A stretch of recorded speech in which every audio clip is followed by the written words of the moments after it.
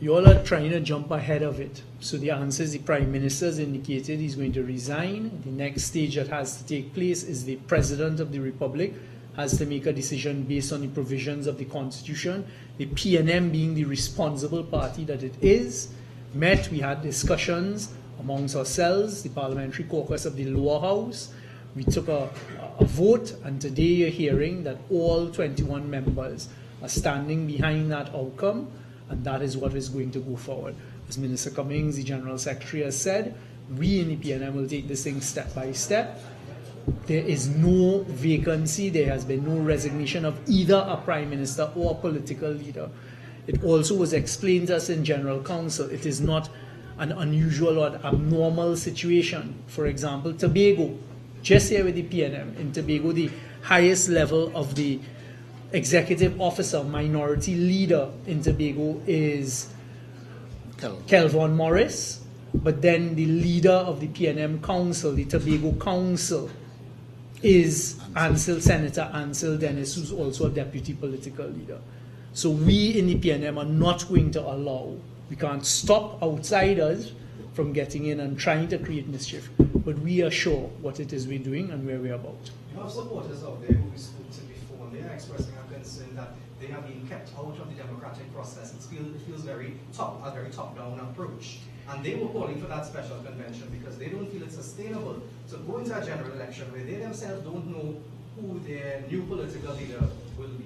Well, gentlemen and ladies, at the end of the day, we have settled on the matter of who will be the person replacing Dr. Rowley as Prime Minister. And as I said earlier, when the matter of political leader is before us, we will treat with that.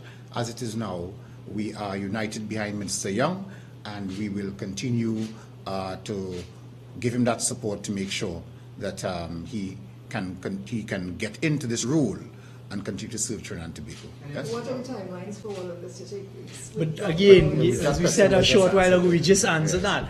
It will be when the Honourable Prime Minister decides. That is absolutely up to Dr. Keith Rowley. When he decides to resign, what the PNM is presenting to the population today is a seamless transition for the post of Prime Minister. That is signed, sealed, and delivered, and that's the end of that.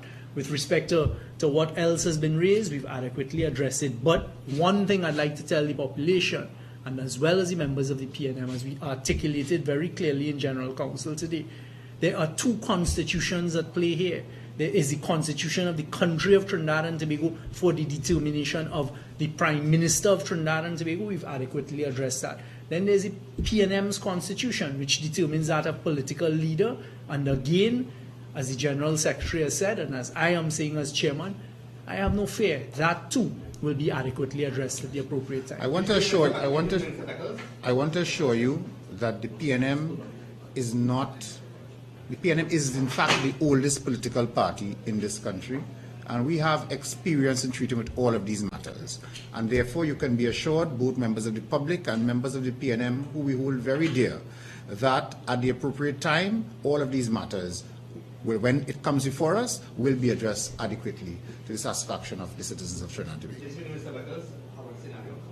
Speak to Minister Beckles. Yeah, Minister Beckles is part of the General Council, so Minister Beckles is very present here. Minister Beckles participated in the meeting and the discussions with me and Minister Cummings and others on Thursday night. All right? Okay. Thank you all very much. What I'd like to say is this. This is what Trinidad and Tobago now has to face and look forward to. Team PNM. Yes. Thank you. Thank you. Thank you.